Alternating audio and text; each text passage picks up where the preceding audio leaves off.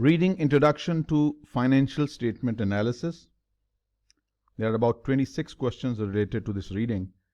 Question number 1.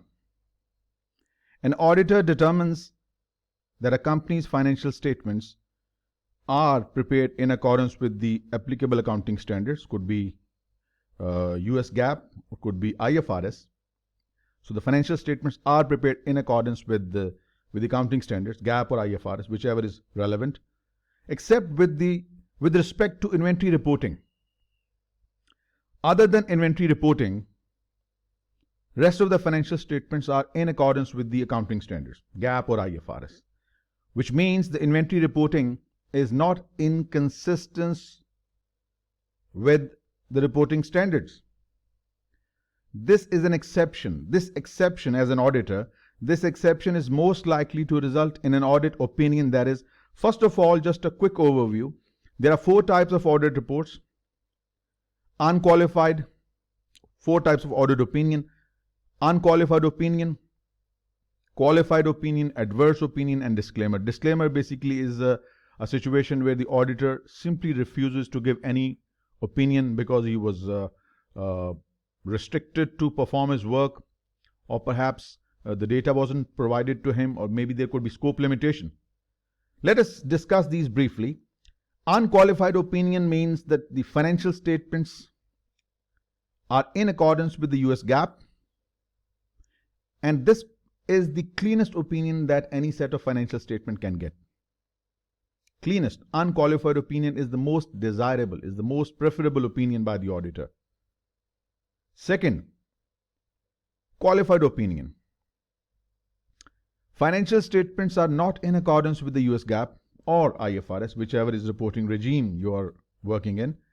So not in accordance with the financial reporting standards, but there is no misrepresentation either.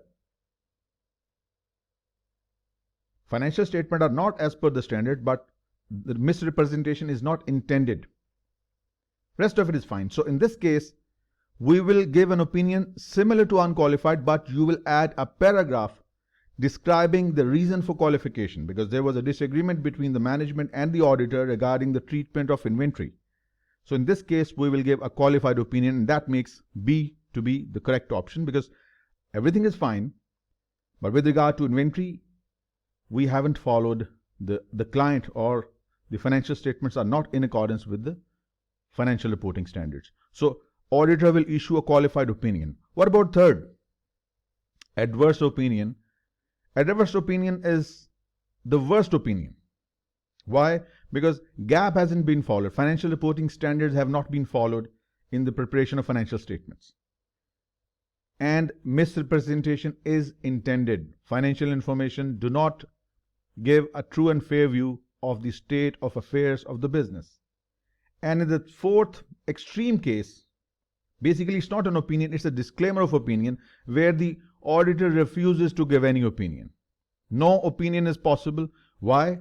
Because records were not available, auditors were restricted to perform their work, and hence no opinion is possible. Auditor is not independent, he was influenced.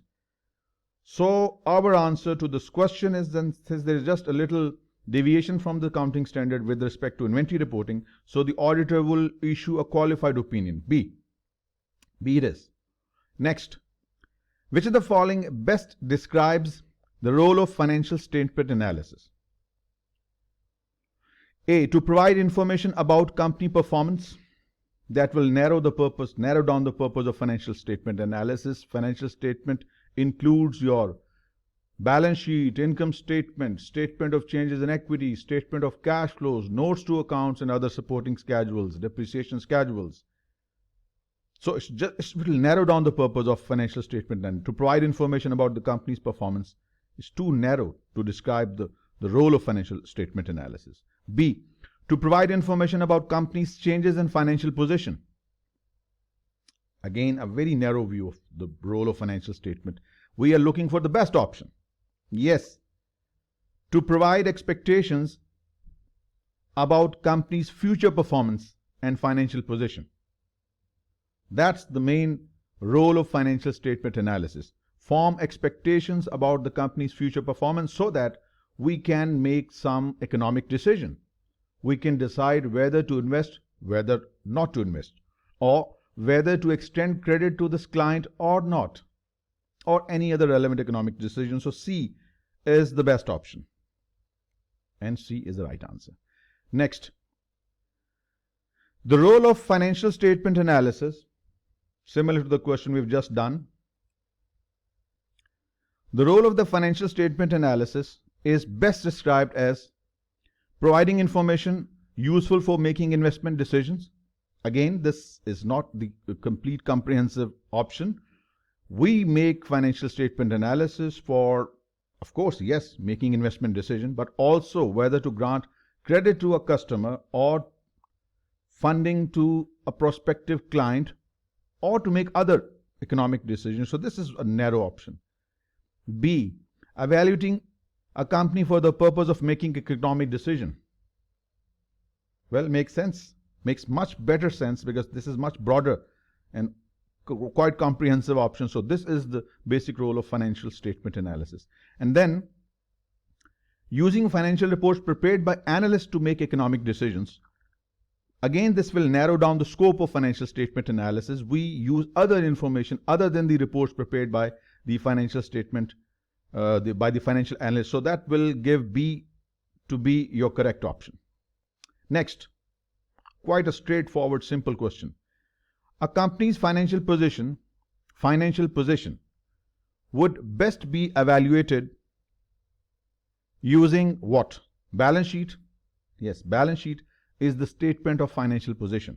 So using balance sheet, you can have an idea about the financial position, the financial strength of the business, assets, the quality of assets, the net value of the business, assets less liabilities, equity composition.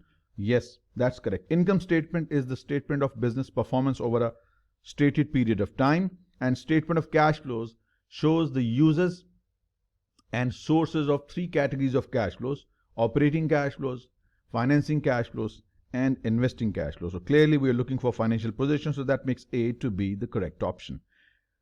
Next, a company's profitability for a period would best be evaluated using profitability, the results of operations. They can be evaluated using income statement, just discussed. So it's quite a straightforward question. B is the right option. The financial statements that presents a shareholder's residual claim. Well, we know the basic accounting equation. Assets is equal to liabilities plus equity. So if you make assets as your base and deduct liabilities from it, what you get is called equity. This equity is called the residual interest, also called the shareholder's residual claim. What does it mean? Let's say if your business has total assets of $100,000 and the total liabilities, current and non-current combined, $30,000. So after paying off all the liabilities, what is left is called equity or the residual claim, and this belongs to the shareholders. So if you want to calculate residual claim or the residual interest, where do you see assets and liabilities? Of course, balance sheet. Income statement is the result of your operations for a period of time. Cash flow statement shows you the various sources and uses of cash over the period of time. So clearly it's balance sheet. That makes A to be the correct option. Next, a company's profitability over a period of time is best evaluated using income statement. Repetition, excuse me for this because all these questions are from your CFA Institute online question bank, practice questions. Why I've basically selected all the available questions from this reading, Introduction to Financial Statement Analysis. Since there were just too few questions, so I just didn't make any selection from these. So I've just put them all, whether they are in repetition or not. So excuse me for that. Fine, that's B. Next, the income statement is best used to evaluate a company's financial position is assessed through balance sheet called the statement of financial position. The sources of cash, financing, investing, operating, for this we need cash flow statements. So it means A, B, they are not pointing in the right direction. The income statement is best used to evaluate a company's financial results from business activities. That's called the results of operations. So then clearly that makes C to be the correct option. Next, accounting policies, methods of preparing your financial statements and estimates used in preparing financial statements are most likely to be found where? Auditor's report, incorrect. Auditor's report contains the opinion on the financial statement, whether the financial statement are prepared in accordance with the relevant regulatory and relevant financial reporting regime, and whether they are showing a true and fair view. So clearly not. We are looking for accounting policies, methods, and estimates. They are given in the notes to financial statements, not in management commentary, management discussion analysis. So that's C. Clearly C is the correct option. Moving on. Information about management and directors' compensation are least likely, mind the word least likely, to be found in where? Auditor's report. Of course, auditor's report contains audit opinion, not the information about management and directors' compensation. Wrong. This is the least likely source of this information that you're looking for. In proxy statement, yes. And notes to financial statement will also contain some information regarding management compensation. So in proxy statement and notes to the financial statements, they are some good sources for this purpose, but of course not auditor's report. So that's least likely. That makes A to be the correct option. Moving on. Information about a company's objectives, company's strategies, and any significant uncertainty, any significant risk are most likely to be found in auditor's report. Absolutely not. This contains auditor's opinion. Notes to financial statement note, it will be found in the management commentary, management discussion and analysis. So that's a straightforward question, B.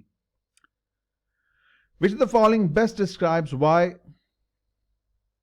notes that accompany the financial statements are required? Now, this is a very interesting question and I would like to spend some time on it. Which of the following best describes why the notes that accompany the financial statement are, why they are an integral part of your financial statement? Notes. Notes permit flexibility in the statement preparation. No, absolutely incorrect. Quite an offensive statement to me as an auditor. I find this offensive. You cannot use notes to rectify an apparent violation of disclosure. Like as per the US GAAP and IFRS, you have to report ABC in this order on the face of balance sheet or income statement. You have misreported or misdisclosed this information this way. You cannot justify this inappropriate disclosure through notes.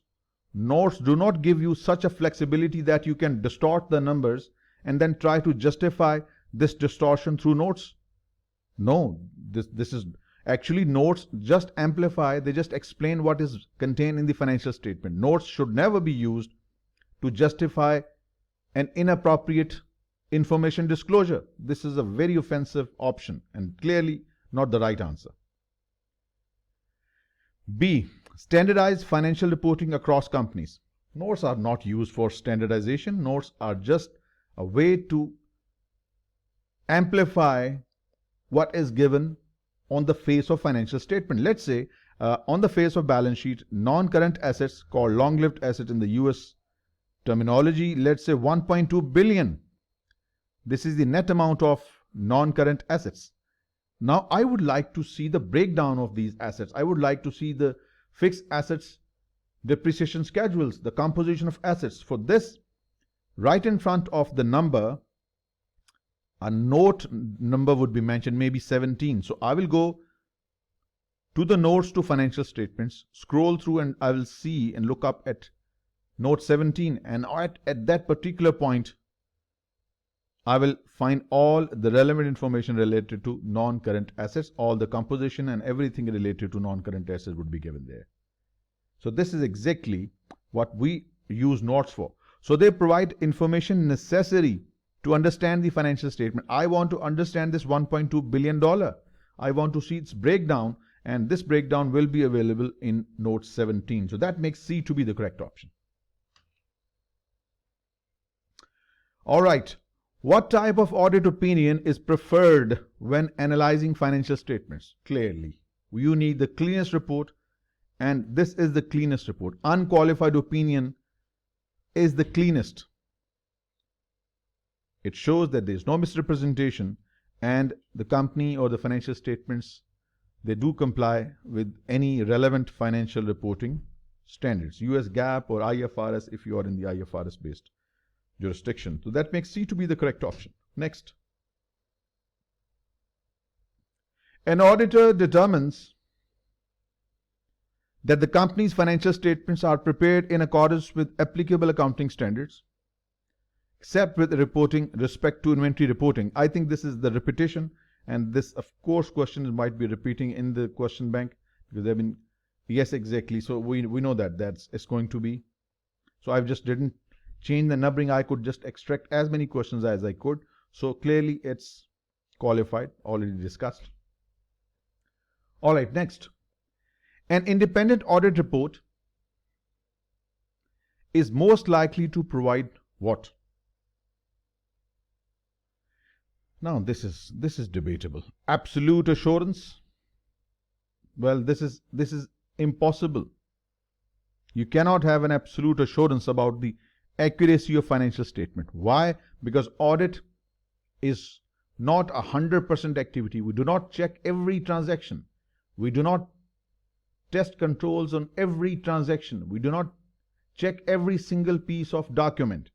We work based upon sampling, based upon our risk assessment, and then accordingly we perform our work. So this is absolutely inappropriate option. Since our work is based upon just a little sample of the whole population, based upon that conclusion we draw the overall opinion. So we cannot provide absolute assurance. This is incorrect, absolutely. Yes, reasonable assurance is most appropriate. Reasonable assurance that the financial statements are fairly presented. Absolute assurance is not possible. So an independent audit report is most likely to provide a reasonable assurance that financial statements are fairly presented. Why not C? A qualified opinion with respect to transparency of financial statement. Why we will qualify unless there is a specific reason to do so?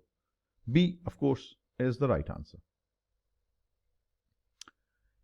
Interim financial reports released by a company are most likely to be interim financial reports are reports generated quarterly or semi-annually, depending upon the regulations in your particular jurisdiction. Like Securities Exchange Commission of Pakistan requires listed companies to submit their financial statements every 3 months.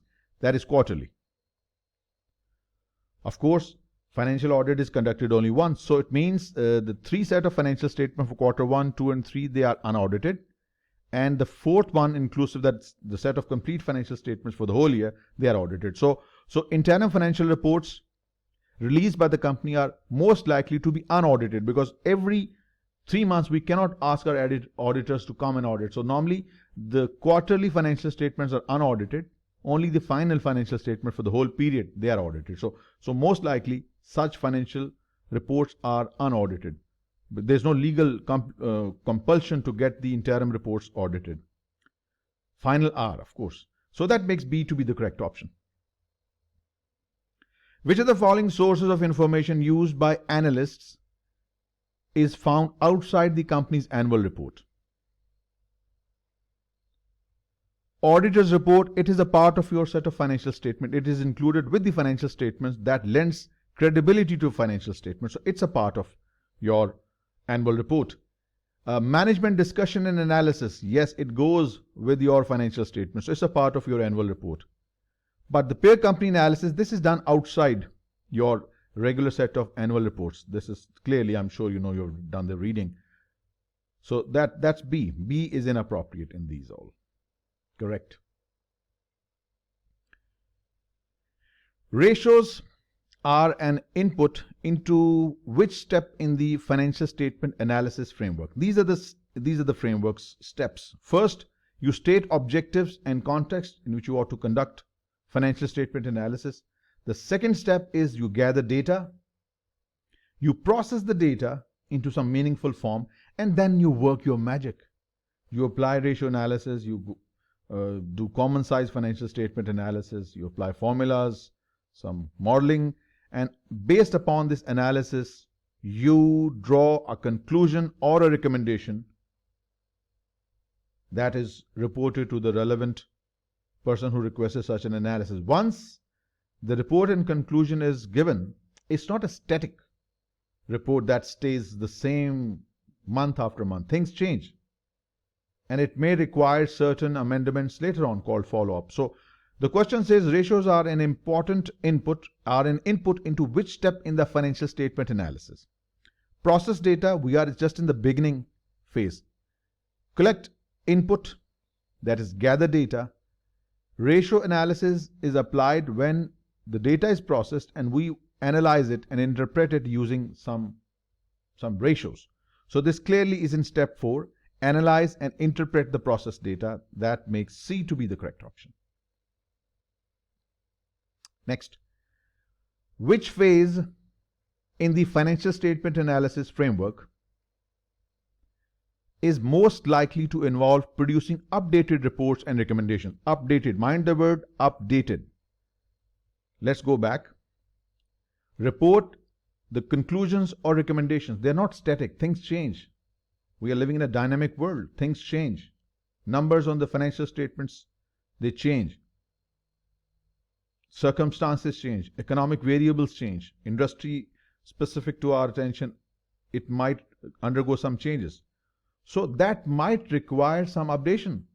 The follow-up phase, the last one, this involves gathering information and repeating the analysis to determine whether it is necessary to update reports and recommendations. So follow-up is the last. So basically this is A. Which phase in the financial statement analysis framework is most likely to involve producing updated reports and recommendations? Follow-up.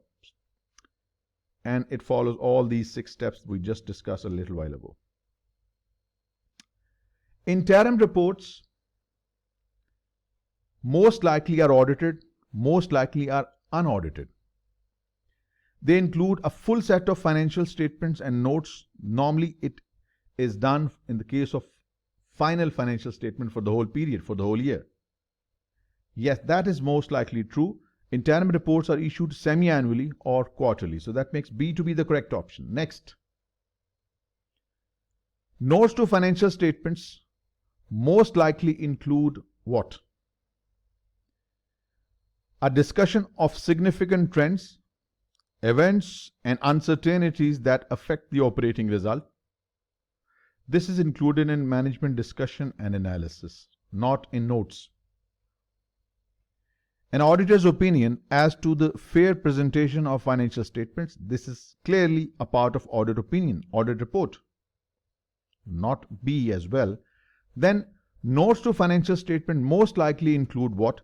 Supplementary information about accounting policies related to revenue recognition, the methods and estimates. Correct. C is the correct option. The financial statement that would be most useful to an analyst in understanding the changes that have occurred in company's retained earnings over the year is a statement of changes in retained earning. Comprehensive income is basically sum of 2 statements, your income statement and other comprehensive income. Financial position is the balance sheet. Since we want to see the changes in retained earning, for this the best statement is statement of changes in equity. What is the statement of changes in equity? A statement that shows the reconciliation between the opening balance of equity accounts and the closing balances. What are the components of equity accounts? You have common stock, additional contributed capital, any capital reserve, any revenue reserve, dividend equalization reserve, asset replacement reserve, debenture redemption reserve. You would have other comprehensive income, treasury stock. All these are component of your equity. So you show a reconciliation of opening balances and closing balance and all the changes that have occurred over the period. One of these columns will involve your retained earnings, and all the changes in the retained earning over the period can be seen from this statement. So changes in equity is the right option, so that's C. Inherent risks in an investment are most appropriately evaluated in which step? Inherent risks in an investment are most appropriately evaluated in which step of the financial statement analysis framework? So where does it fall in the steps that we discussed a little while ago? First, we state objectives and context, then we gather data, then we process the data, then we analyze and interpret the processed data, and then we report the conclusion and recommendation, then follow up. Now, what we want to see is we want to just evaluate the inherent risks in an investment. That's the part of the nature of the investment we are making. We want to assess it. We want to evaluate this. Now, clearly, this is something that will come up much later, not at the objective statement stage, not at the gatheration, when we gather the data, when the data is accumulated, not when the data is processed. It occurs when we have analyzed the data, and now we are trying to report what we have concluded and what we want to recommend it. So at this point, we will evaluate the inherent risk, and this is what we need to include in our conclusion and recommendation. So this evaluation of risk comes here. Appropriate input relating to risk is to be given in the recommendation and conclusion. Right? So that makes A to be the correct option. All right, next. Reviewing the management discussion and analysis section of your annual report is important. Why? Because it provides future revenue projections. There is no such requirement that the firms need to report or disclose their future revenue projections. Reviewing the management discussion analysis section of an annual report is important because future revenue projections must be disclosed. There is no such law requiring the management to disclose future projections. It's entirely voluntary. So we can't force management to include their projections in their MDA. So this is, of course, not the correct option. So then I read it again. Reviewing the MDA is important because accounting policies may require subjective judgment by the management. Yes, that's why we just don't need to focus entirely what is on the financial statements and the balance sheet, because your financial statements are heavily influenced by your accounting standards. We are bound by accounting standard to disclose information in a particular way. So in order to remove the element of subjectivity, we need to go for the management judgment, management's discussion and analysis in their MDA section. Right? And management commentary is typically unaudited. That is not true, because auditor needs to make sure whatever is being included in the financial statement has to be make sure that the users are not misguided, they are not deceived by the information. So that's the reason that B is the reason why do we need to review the MDA, and hence it's the right answer.